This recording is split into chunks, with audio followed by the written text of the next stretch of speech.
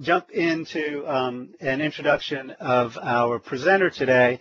And as I told Tom in my introduction to him, I was just going to try to give you just a brief context of where Tom is from and what he is doing for us now. Tom serves as the executive director of both the Lakeland Area Mass Transit District that does business as Citrus Connection and Polk Transit. And that's somewhat significant in that Polk County is going through a transition now, many transitions, one of which there are 3 independent transit agencies in Polk County, and Polk Transit, the Polk Transit Authority, was created to consolidate that. So as we think about what Tom is presenting today, it's an important element to reaching out to a service area of over 2,000 square miles. So those of you familiar with Polk County, Florida. Tom came to Citrus Connection from Michigan City, Indiana in August 2011. He was employed at Pace Suburban Bus in Chicago. And that was one of the largest paratransit sites. So a part of his challenge in Polk County, he comes with some experience of interconnectivity, multi-types of modes, and developing new services. At the Citrus Connection, which is, again, one of the transit agencies in Polk County, Tom oversees 150 employees. He administers an annual budget of $10 million. And in one short year, he introduced a day pass based on for the entire system and increased ridership by 27%, reduced operating costs by 8.6%, and actually, hold on to your seat here, he actually refunded money to some of the stakeholders in Polk County. And my message there for you as far as relevance to the program we're going to hear about is that perception and value and actual competence being exhibited by transit agencies as they use public funds. One thing to note here is Polk County is smack in the middle of the I-4 corridor. To the west we have Hillsborough County and the Tampa Bay region, and to the east we have Orlando and the Orlando region. And Polk County this year in November will be going for a penny sales tax, a referendum for which half will go to transit and half will go to roads. In this presentation that Tom will be giving us, he will talk about the agreements and funding arrangements with Polk State College, PACE Centers for Girls, the Learning Resource Center, and Legoland, which is Polk County's major tourist attraction. And various other outreach programs that we'll talk about that involve schools, businesses, and individual enterprises. His most recent recognition has been in the Mass Transit magazine in 2012, where he was chosen as top 40 under 40. So we have a bright and young professional here today to present. And something I know he's proud of is his marriage to his wife, Michelle, and his 2 boys, Marshall and William. So with that, let me introduce Tom Phillips to you all. Thank you, Rob. I appreciate it, and welcome everybody. For those of you that are in Florida, thank you for joining us over lunch, and for those of you otherwhere, good morning. So today wanted to take the opportunity to talk a little bit about what we're doing in Polk County, Florida, to really try to broaden the appeal of public transportation and mass transportation in our particular service area. So some of what we'll talk about today, many of you are already doing in some similar fashion. So what we've tried to do in Polk County is take a lot of what other transit agencies are doing around the country and trying to build on that. So really, if we look at the genesis of universal access programs or business partnerships, the farthest example that I could find going back was in 1979 when the University of Massachusetts approached the public transportation provider and said, you know, we really need to have a relationship between our student body and public transportation, and is there a way that we can contract with you to be able to do that? And ultimately, when we're referencing universal access today, what we're talking about is shifting the burden of the cost of either the ride or operating that line away from the fare box and onto a contracting organization. And so really the intent of the Universal Access Program as we have it laid out is to make every business, whether it be public sector or private sector, that is on a route an investor in the transportation system. And when we think of an investor in the transportation system, not that they're remitting their sales tax to us or their property tax to us or their lottery funds to us, but how can we make them a more active investor in the route, other than advertising and bench revenues or shelter revenues in a way that's kind of dynamic and creates that relationship between the employer and the employee. So if we look at how, and the transit system, excuse me.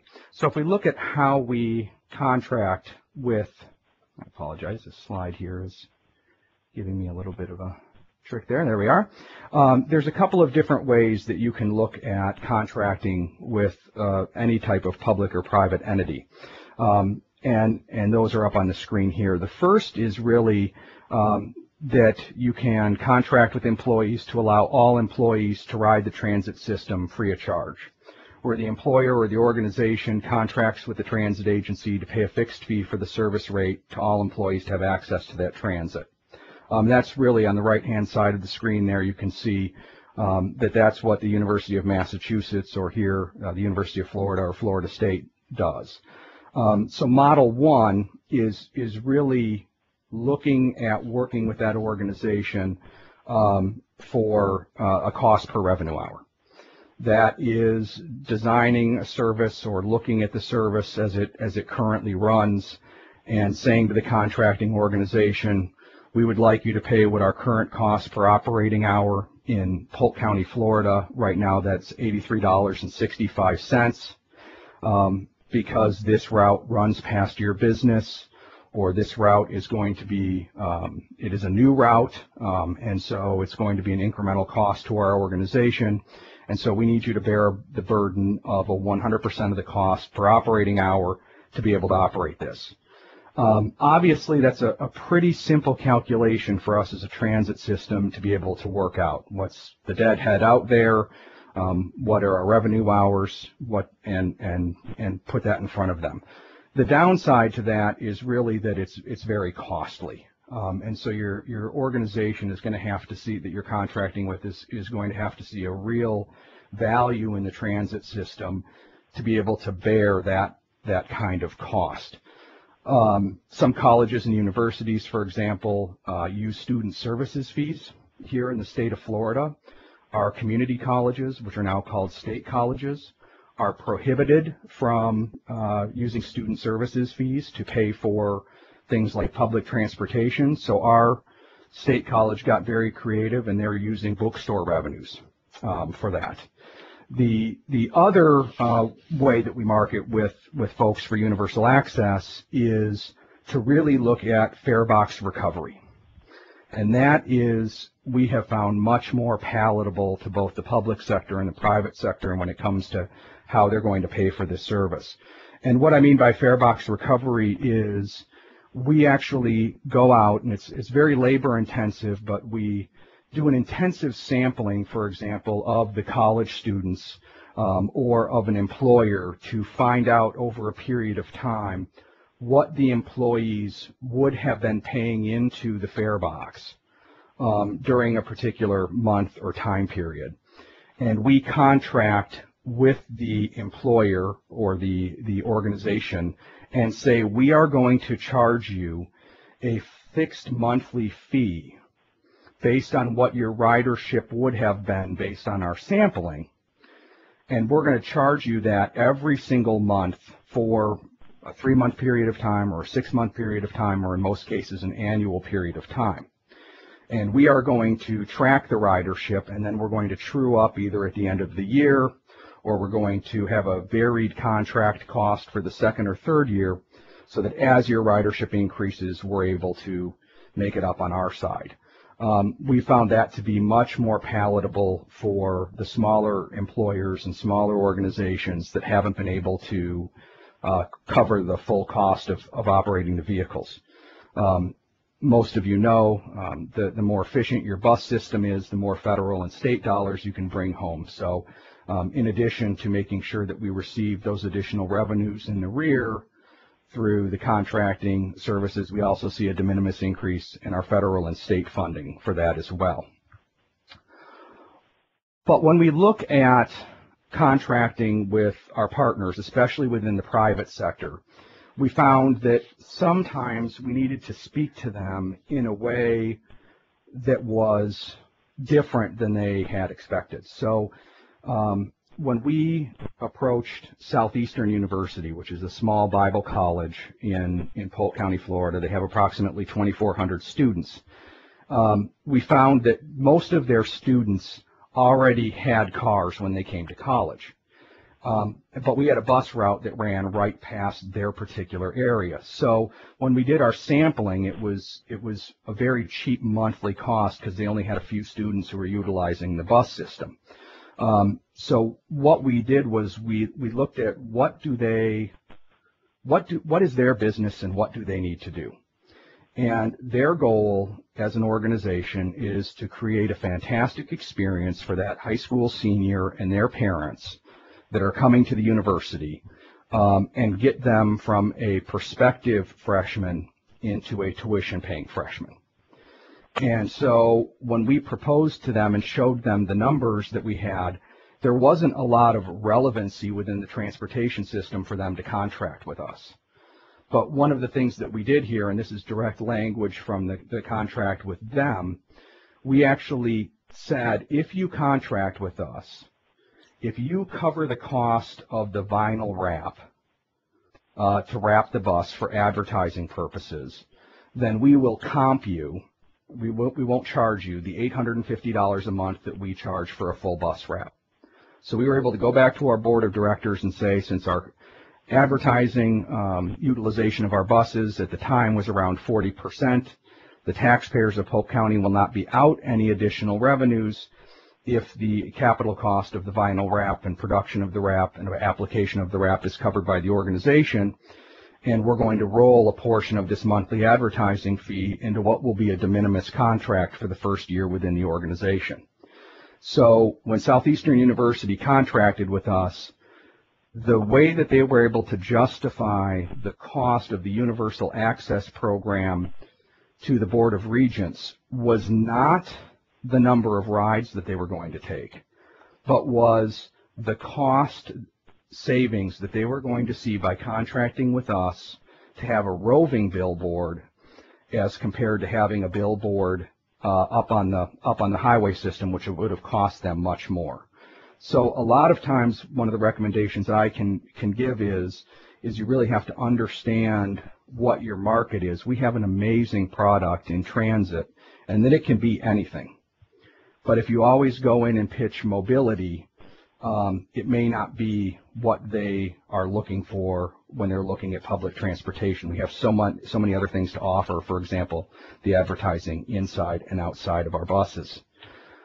Now, once we create a relationship with an organization, the big next question is, how do we track the ridership so that it's easy for the bus operator, and that if we have a variable cost contract, that we're tracking this as much as possible. So the infrastructure that we find that's needed for this is that the contracting organization will need to provide every employee, student, faculty, or staff an ID that includes an expiration date. And this is one of probably the biggest challenges for our contracting organizations. So we currently use Sensibill fare boxes. They're 20 plus years old. So we don't, for those transit agencies that have mag stripe technology or RFID technology, you're probably going to laugh at what I'm going to say next, because you could easily tie this to a swipe technology. But for us, we worked with our union members, the TWU 525, and we're able to amend our contract to allow visual inspection.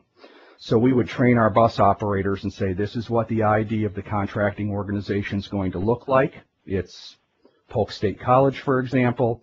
Here's what the ID looks like, and it has to have an expiration date.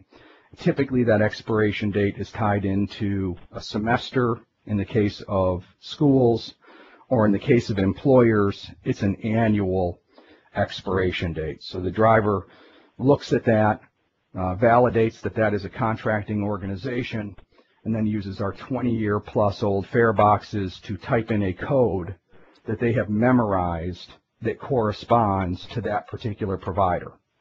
Every night then when our buses are probed, those special keys are then associated, and that goes into the billing report that we send the contracting organization. So every month when they receive an invoice for their fixed or variable monthly fee, they also know what their return on investment was for the number of rides that they were charged. Now, one of the reasons that we made this the responsibility of the contracting organization was we found that whether it's a college or an employer of any size, that typically they were already badging their employees or their students, just unfortunately due to a post 9/11 environment. Adding the expiration date's a little tricky. Employees don't like to look down and see an expiration date on their employment badge, but they understood that it was tied to transit. But one of the byproducts that we had, and Rob talked about Legoland, and one of the things that I like best is that every single time a Legoland employee or a Jimmy John's employee or a McDonald's employee rides one of our buses in a fare-free environment or a contracted environment, they're showing their employer ID badge. They don't feel good about the Citrus Connection or Winter Haven Area Transit or Polk Transit. They feel good about their employer or their collegiate organization, and that creates a link between the employer and the employee that can't be broken. And so that's one of the things that we talk about is what other employee benefit. Healthcare costs are variable, gas prices are variable, student services fees are variable, college tuition varies, but ultimately, if you look at what your ridership is, whether it be the cost per revenue hour or a fixed fee based on what the ridership is, what other employee benefit can you possibly provide for $30, $40, or $50 or $100 a year to an employee that's going to add as much value as the ability to ride the bus system fare-free for a year, not only to get to and from work, but for other outings as well. And so that's been a really big sales process and responsibility for individuals to be able to contract with us and feel comfortable with that. I've got a couple of case studies here, and I'm sorry, I know that this is a little bit of an intensive quote, but I talked a little bit about Polk State College. So I'd just like to talk a little bit about this particular case study. Polk State College has 20,000 students, faculty, and staff in Polk County, Florida. They have two main campuses, a Lakeland campus and a Winter Haven campus. Those campuses are approximately 20 miles apart. The service was incidental and currently still is incidental. In other words, they don't have any dedicated service that runs from campus to campus. When we proposed a universal access program to Polk State College, through our intensive surveying, we found that we had 2,400 rides per month. That would go down in the summer when the students were out and up in the fall, but the 12-month average amongst 20,000 students, faculty, and staff was 2,400 rides a month. We peaked a few months ago after contracting with them at 14,800 rides per month.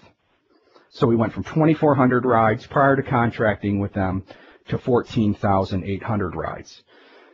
Now, it's not that these state college students didn't have $3 to rub together to purchase a day pass on our system.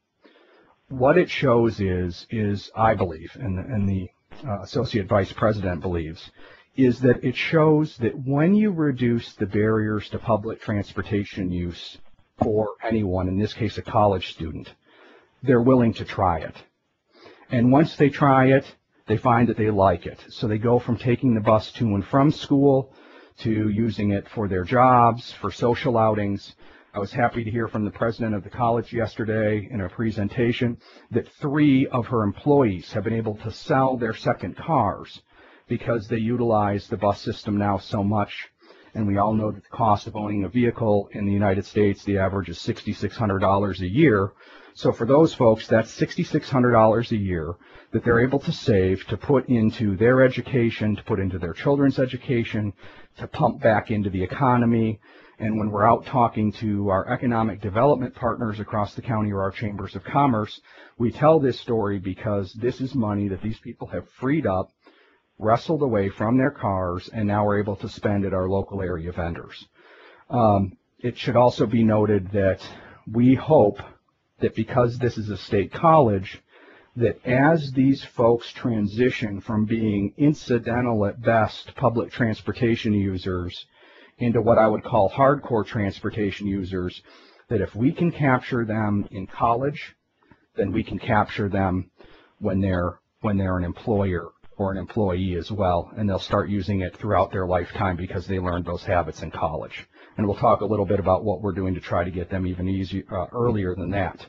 Southeastern University, I talked a little bit about this. This is a smaller Bible college. They went from 300 rides a month to just about 1,000 rides a month after contracting with us.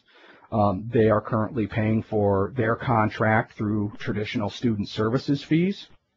I talked a little bit about the advertising on the bus was really what broke the contract negotiations for us and them willing to do that. We do big fanfare ribbon cuttings. The FPTA executive director, Lisa Vico, attended this one with us, and the college chose to do the ribbon cutting ceremony for the Universal Access Program on Alumni Weekend. So for them, again, it was as much about the fanfare of the bus and having this roving billboard.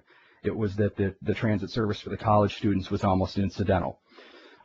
They've also announced that they're going to be having a small Division III football team, and so we're looking forward to amending the contract. So not only will the students, faculty, and staff be able to ride the system fare-free by showing their ID, but if anyone has tickets to a Southeastern football game, whether those are paper tickets or they've printed it off the internet, that they'll be able to ride to and from the Saturday game free of charge as well for those couple of inaugural years of football.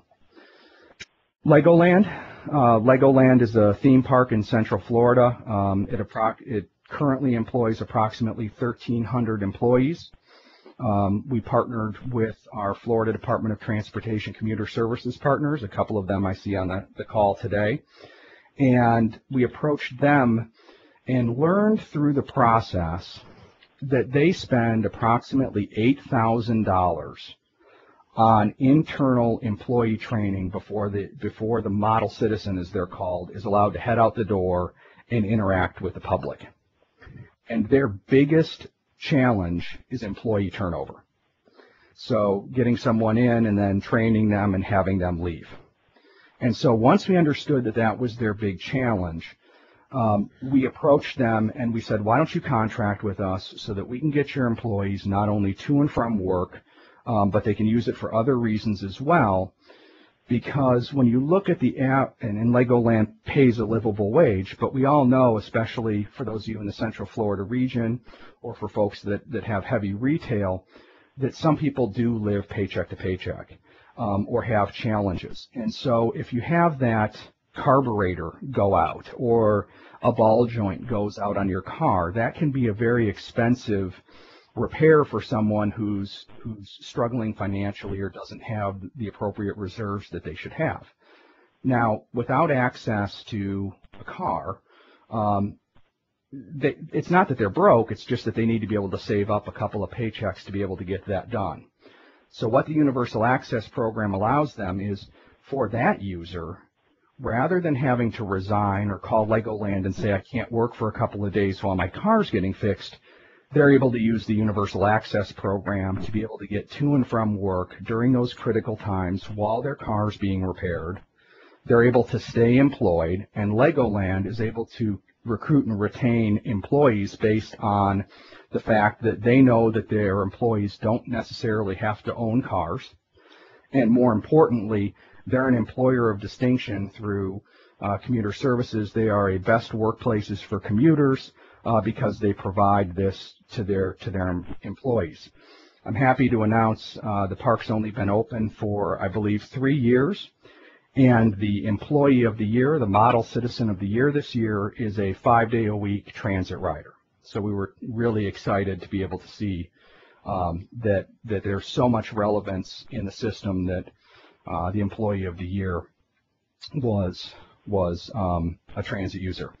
These are some of our other contracts that we have throughout Polk County, and I don't want to talk about them all, and some of them we talked about, but I just want to kind of talk to people about why these individual organizations contracted with us.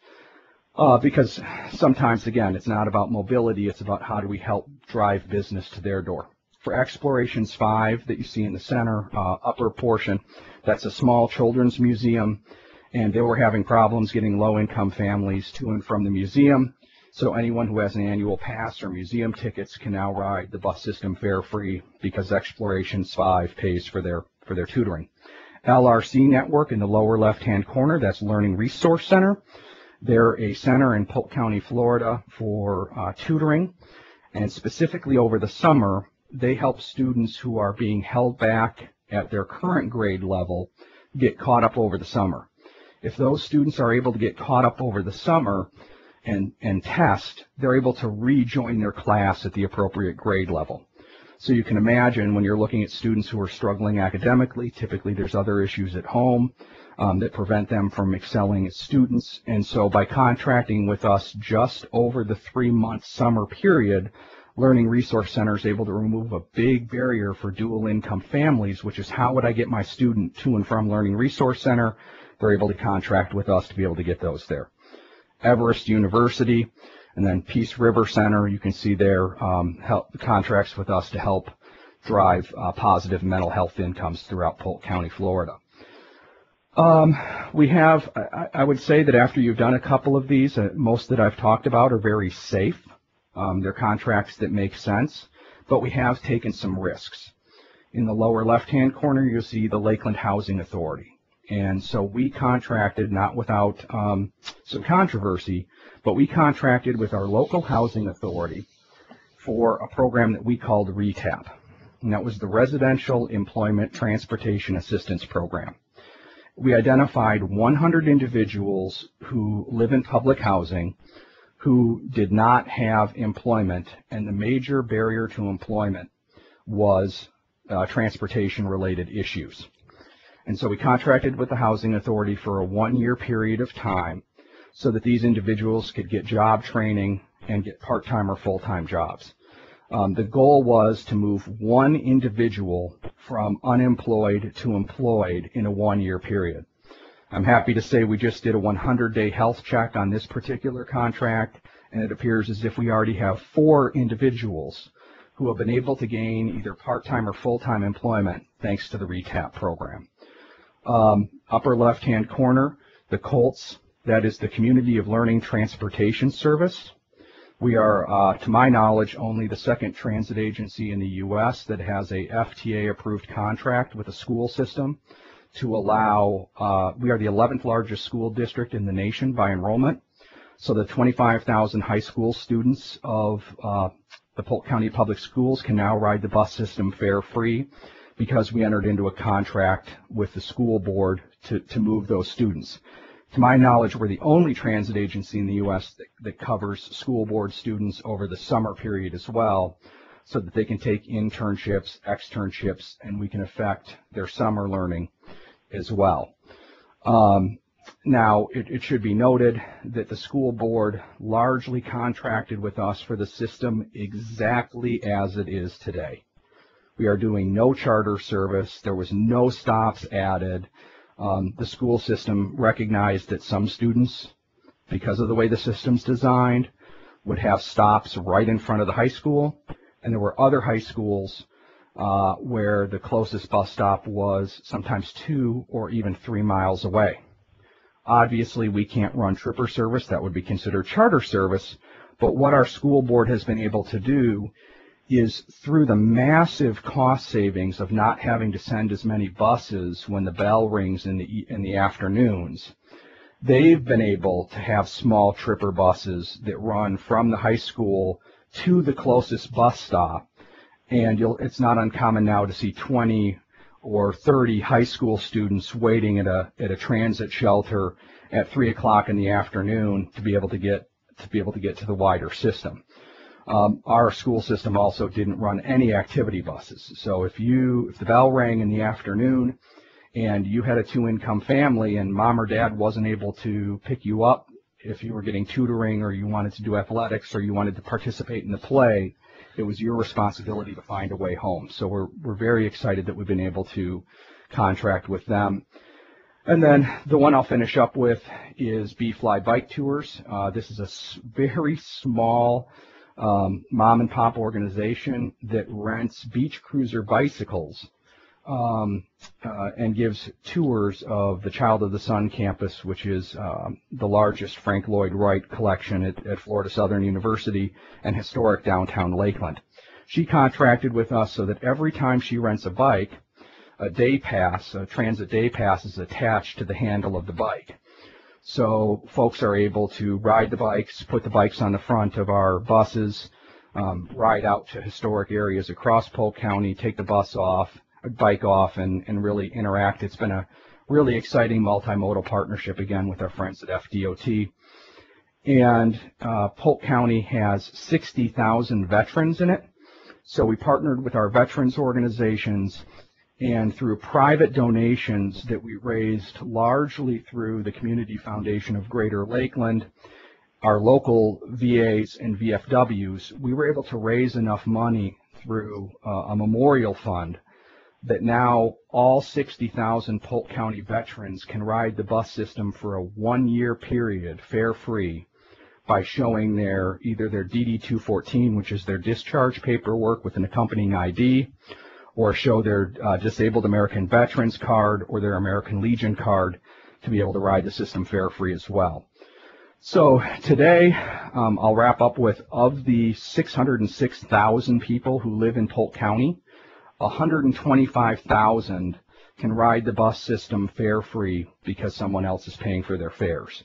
So for us, a large part of how we've been able to, we hope, be more relevant in the community is by creating these groups that are now, we see as additional investors within the transportation system. And even though only a fraction of the veterans or high school students utilize the system, the folks see the relevancy in it, and they have that link to the system. So with that, I'll hand it back over to Rob. Thank you, Tom. That was great. We have about 15-20 minutes left, and we'd like to open it up for questions. So if you, as Stephanie said, go to the top of your computer there, screen, you could start submitting questions. My segue to those questions, and we have a few in, so I'm going to read some questions to Tom and have his response. But let me do something with you all in asking you some questions and an offer that Tom has on the table for us. I'll share that with you. First of all, does your agency have a similar universal access program? Yes or no? So we're looking at maybe 25, 30% have some type or similar program. And I'm going to tell you why we're asking these questions. What is your interest in having a universal access program at your agency? So even those who do have them, maybe we've talked about something or some angle that Tom has expressed that might be of interest to you. And again, before I step into, just trying to keep the pace here, into questions, the offer we have for Tom, and it's maybe a two-way type of communication we would like to facilitate.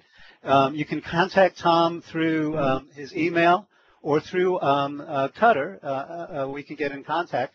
But he'd like to share with you all the types of contracts he has, the language, the tools that he used, and we have a couple of questions to that point. As well as he'd like to capture some new ideas. So maybe we can facilitate that through communication with Tom or through Cutter or through one of our networks such as the Planning or Marketing Network. Let me move into the questions, but again, you can start submitting your questions and I'll start reading off for the time that we have. One question is from one of my friends out here in Florida, and Tom, the question is, what if a student or an employee drops out of their school or drops out of their job place? What mechanisms do you have to flag them or deal with that as far as the Universal Pass program? And you know what? That's a phenomenal question. It's one the board asks all the time because we do want to be good stewards of the taxpayer dollars.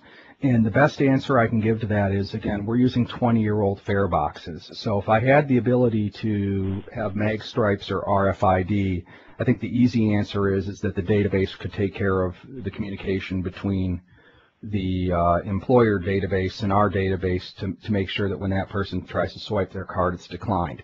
But that's not where we are on the spectrum. We're using technology that's 20 years old.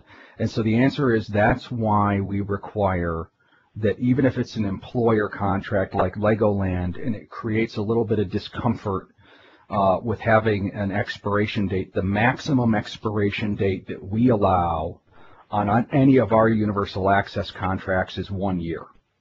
So if a Polk State College student graduates mid-semester or that student drops out, yes, they will be riding for up to, in the worst case scenario, 364 days fare free while the college is still paying for that ride.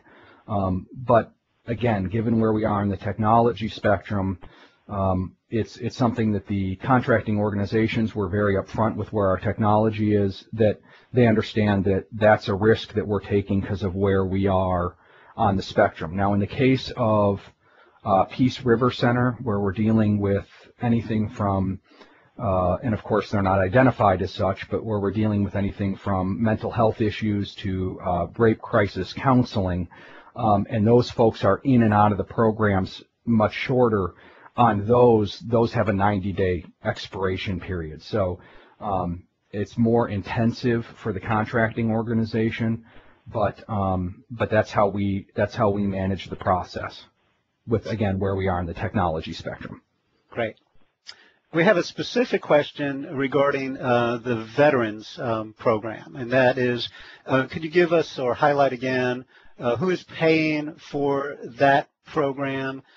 Is it time-specific or grant-specific, and any thoughts you might have for continuing that program? Sure. So it's the formal title of the Veterans Program is the Jim Erickson Memorial Universal Access Program for Veterans.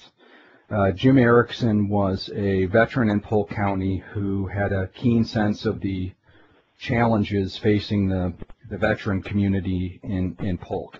I'm embarrassed to say that we currently do not have public transportation access to the James Haley VA in Tampa.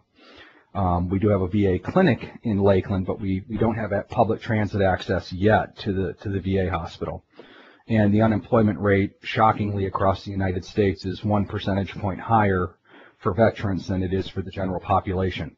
So when Mr. Erickson passed on, his estate made a large financial contribution to allow the veterans to be able to ride for a 1-year period. And then when we did our statistical sampling and looked at things, we recognized that there wasn't enough money in that, so we went out to, and really through partnering with our county's Veteran Services Program, and Mike Mason, he challenged the VFWs, the American Legions, the Elks, to make financial contributions to the community foundation in our area. And so right now it is a 1-year program. We were very lucky to have Congressman Dennis Ross come down and cut the ribbon announcing that program on Veterans Day. But currently it is a 1-year program. So if anyone out there, you've got my contact information, if you've got ideas or if there are grants out there, it's definitely something that we need to start exploring on how we can have that program continue past its first-year pilot program. We're in a similar situation with the Lakeland Housing Authority in so much as that, again, we're covering an extremely de minimis amount of public housing individuals. I mean, 100 out of the thousands that are in the system. So one of the concerns we have, and we're working on with the Housing Authority, is if this is a success, how do we replicate this at a price point where the Housing Authority can continue to afford this? Thanks again, Tom. This question could be another presentation in itself, so I'll try to be concise, and maybe we can be concise in the response. But I'll prep it a little. I took great note in Tom's presentation of how he knows about the business he's going to contract with and how he knows what are the profiles of the customers that he has once he has a contract. So the question, Tom, is what kind of data, if you could just maybe highlight, what kind of data do you need or do you collect, or how do you go about it in preparing for a contract and identifying an opportunity, as well as what kind of data do you utilize to continue and monitor that program? Okay, so the first is, how do we understand what their need is? And I think the easiest answer to that is that probably the majority of you already know what the needs of your public sector partners and your private sectors are, because you're probably involved in your local chamber of commerce or your economic development council, or quite frankly the business section of your local newspaper every day. So as we just kind of keep our ear to the rail, so to speak, and try to listen to what those challenges are that they're experiencing, because again, we have this amazing tool that we all do for a living, which is mobility. So mobility can do anything from reduce employee turnover to changing a senior into a tuition-paying freshman, to changing learning outcomes. I mean, we have something that's vanilla, so it's just learning how to speak transit to whatever their particular challenge is. Again, so when it comes to how do you collect the data, you've got two ways. The one that I wish we had more of was the cost per revenue hour model that they have at I believe at the University of Florida and Florida State, where they're just saying if you want service and you want service that doesn't exist, it's the cost per revenue hour. The other is intensive sampling through, we're in the Central Florida region, so taking from the private sector, if any of you have ever been to Disney World or Disneyland before, it's not atypical when they're looking at changing modes of transit or changing a ride. They use what we call Disney clickers. And so if you come to Central Florida and you come to Polk County and you get on one of our buses or you see any of our road supervisors, they all carry Disney clickers with them. So we're constantly measuring and sampling the data that we collect. And again, it took a conversation with our collective bargaining unit to get them to agree to do that. But ultimately they understand that the better data we have from the fare box and the better sampling data we have and the more contracts that we have, the more private sector revenues we're bringing in, the more federal and state dollars we're bringing in through passenger boardings and passenger miles. So it's a little bit of extra work, but when it comes down to it, the better financial state we're in means that when we sit down at the negotiating table every 3 years, there should be more money in the coffers to be able to reward folks. Great. A question about, you touched this, Tom, about the types of service and the various modes that we know are being developed in Polk County. The question is with regard to, do you have any contracts with paratransit services or any thoughts about some type of arrangement for a universal pass to paratransit services? No. The short answer is I can't. Our staff hasn't been able to figure it out. I don't know how we would create a price point or a contract where if we saw the exponential growth that we've seen on the fixed route side, how the contracting organization or we could possibly put the amount of service on the street to handle a 400% ridership increase amongst the ADA. So what we were very clear with our contracting organizations that 100% of our fixed route vehicles are ADA accessible. They kneel, they have wheelchair positions. I mean, you all know the pitch. But no, we can't figure it out because that first time my concern is that first time that varied cost comes in, there's no way they're going to be able to afford that, either cost per revenue hour or the variation in the contract.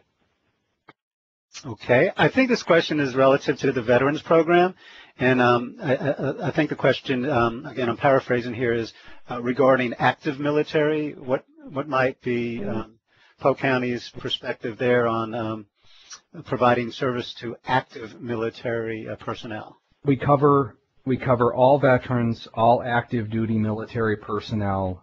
And then the follow-up question that the person's not asking is if their DD-214 says that they're a dishonorable discharge, we still provide transit based on that as well. So we covered the whole lot. The obviously being in Central Florida, the biggest bulk of our military community is the veteran community, not the active duty. But we wanted to make sure that the active duty were included as well. But we don't, again, we're Central Florida, so Hillsborough Area Rapid Transit has the MacDill Air Force Base, I believe. It's not within our service area, so we don't have a large active population. This question kind of relates to the offer that we have out there, Tom, of exchanging information, sharing your contracts, as well as maybe gathering some other ways of doing this. But if you could kind of highlight for us, have you used other transit agencies, arrangements, contracts as models to follow that you might cite, or is this approach just been homegrown and learn as you go? No, we base all of our contracts off of what we ask transit agencies across the U.S. for samples of their contracts, but we use the University of Florida's contract with the RTS as our model.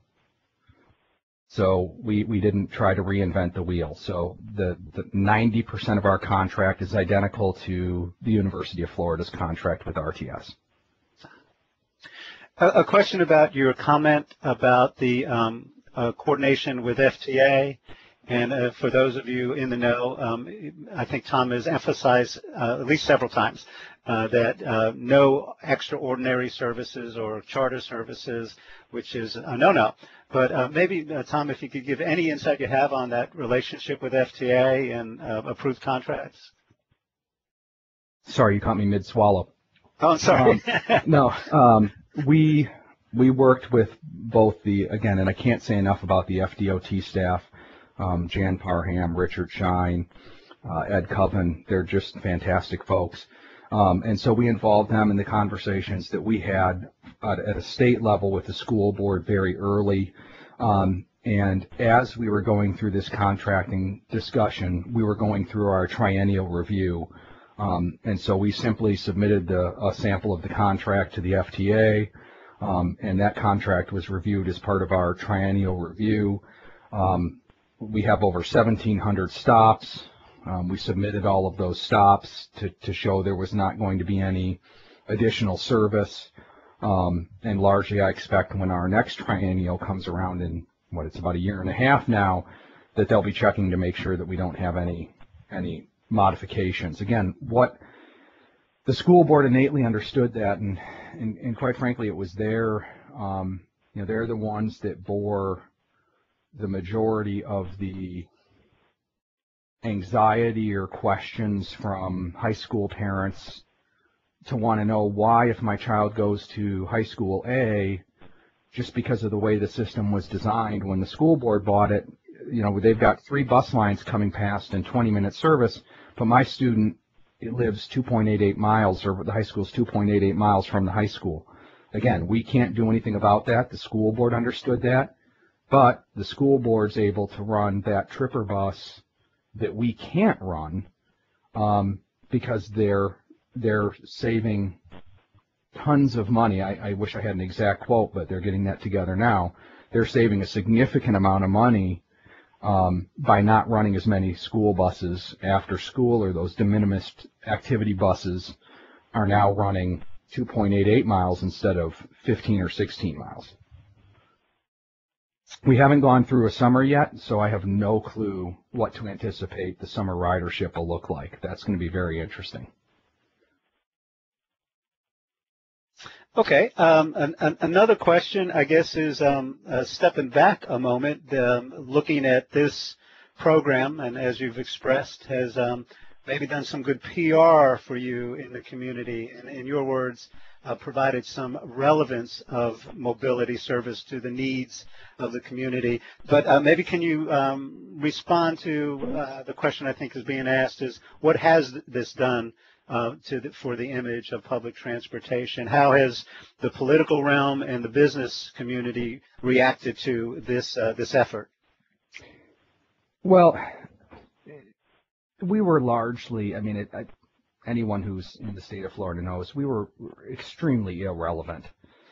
We were seen as a mid-sized transit system that was there for folks who didn't own a car or alcoholics, and so largely, I mean, it's just the God's honest truth. It's the way that we were viewed, and what we've largely been able to do is we're now seen as we say all the time. I mean, people say they want government run like a business. Well, you can't do that, but you can certainly run it with business-like principles, and that's what they see us doing. So in the last 2 years, you can see we have 19 contracts. We try to have a drumbeat of these, so we announce these contracts about every 3 months, because again, we're a small staff, so that's about the time that we're able to train everyone and go through the process. So and make sure that the system can handle the growth that's happening.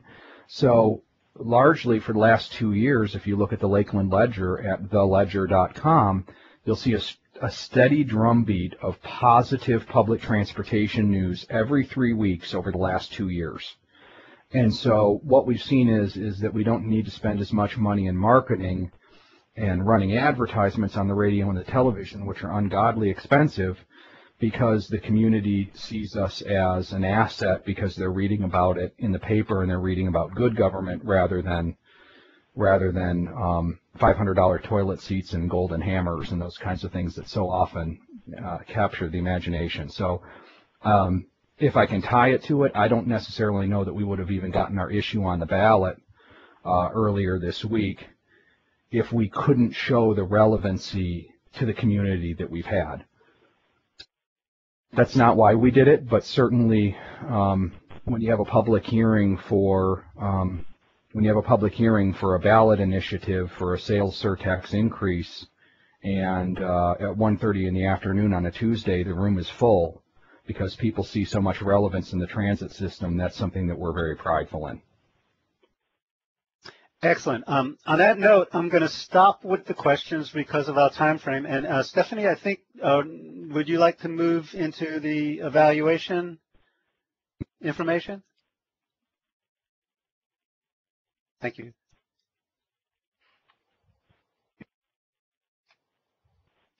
Yeah, just to everybody, the evaluation is available for completion, and if there are more than one person in your room, you can all fill out a copy of the evaluation. And I know we can't hear you, but if I could ask for an applause for Tom Phillips and thank him so much for doing this presentation. And again, the offer's on the table. He's willing to share his contracts, his information, his experience, and we'd like to hear from you all about some thoughts or ideas that you have. We do have some other questions here. We're going to keep them and maybe use them through our various networks to feed back to the industry and those interested. So thanks once again for this, Tom, and we appreciate everybody attending.